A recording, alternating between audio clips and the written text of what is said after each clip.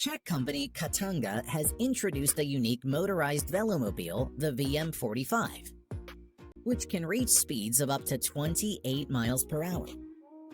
As of today, this is a record for such vehicles. The Velomobile's body is made from a composite material. Weighing 174 pounds, the VM-Forty-Five can carry loads of up to 266 pounds. Its cargo capacity is 92 gallons. The transmission includes 7 speeds, automatic gear shifting, and a 750-watt electric motor. The Velomobile also features front and rear lighting systems and dual side mirrors. The VM-Forty-Five is powered by a 1,240 watt-hour lithium-ion battery, which should be sufficient for a range of 158 miles. There will also be a model available without a motor.